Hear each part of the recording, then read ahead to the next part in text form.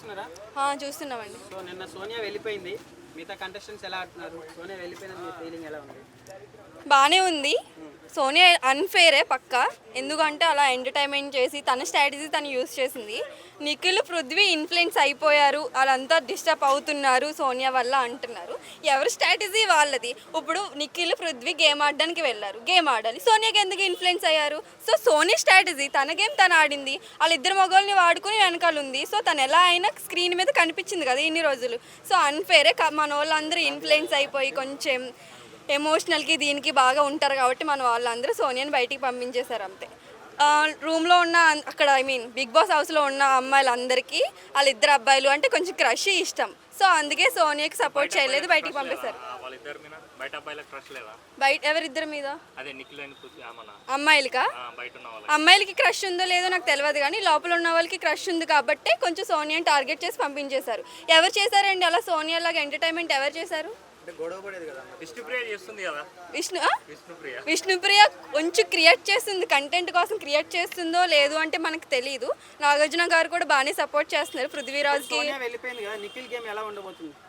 అలానే ఉంటుంది. అమ్మాయిలకి ఎడిక్ట్ అయిన వాళ్ళు అమ్మాయిలతోనే ఉంటారు, ఇంకెవరితో ఉంటారు? యష్మికి ఎడిక్ట్ అవుతాడు, లేదు అంటే వేరే అమ్మాయిలకి ఎడిక్ట్ అవుతారు అంతే.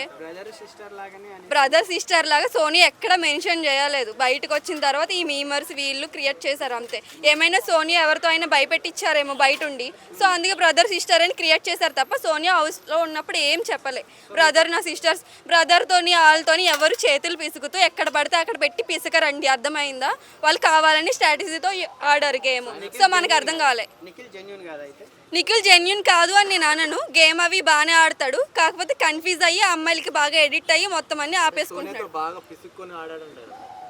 సోనియాతో ఏమీ అలా ఆడలేదు, సోనియాని అట్లా చేసింది. వాళ్ళ కంట్రోల్లో వాళ్ళు ఉన్నారు.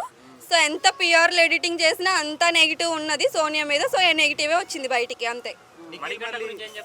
మణికంఠ గురించి ఏం లేదండి, గేమ్ బాగానే ఆడతాడు, కొంచెం స్ట్రాంగ్ కాదు కాబట్టి కొంచెం.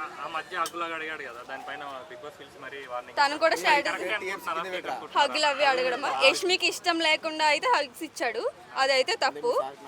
ఏమో అది మేము చెప్పలేము. హగ్స్ లోపల లోపల ఏం జరిగినాయి ఏమి అనేది అవంతా స్ట్రాటజీ, మనకి కంటెంట్ ఇవ్వడం కోసం.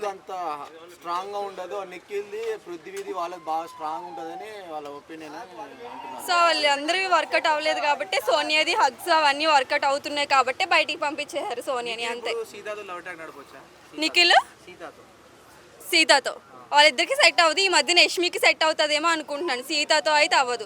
తను ఏమన్నా టాప్ 5 నిఖిల్ ఉండొచ్చు, అమ్మాయిలకి ఎడిక్ట్ అవ్వకుండా అమ్మాయిలతో పిసికించకుండా ఉంటే నిఖిల్ ఉంటాడు. అంటే ఇప్పుడు నిఖిల్ వచ్చేసి మనకు ఆమె పేరు సీత ఉండొచ్చు, విష్ణుప్రియ ఉండొచ్చు. అంటే బాగా పిసుక్కుంటుంది కదా ఆడి కోసము, మరి ఎట్లా ఉండబోతుంది?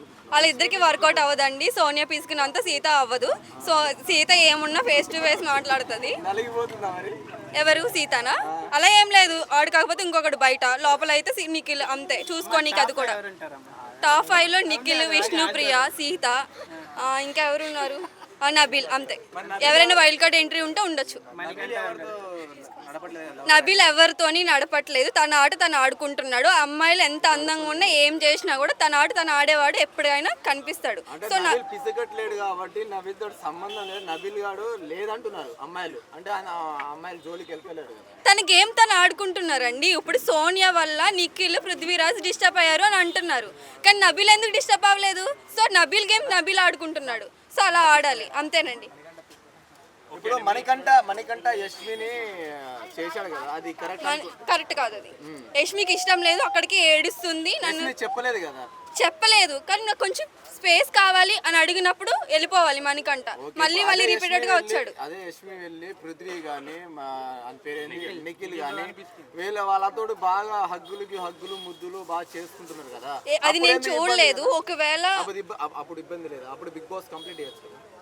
ఏమో అండి, మనకు అది తెలియదు. ఏమైనా మనకంటే నచ్చలేదేమో, పృథ్వీరాజ్ నిఖిల్ నచ్చారేమో, అది అమ్మాయిల విషయం అండి. మేము నచ్చకపోతే ఏమైనా చెప్తాం, అది మా ఇష్టం కదా. మేము బ్లేమ్ చేస్తాం, మా ఇష్టం అది. హ్యాపీనా? ఓకే అండి. మణికంఠ ఇలా పిసుకుతున్నాడు.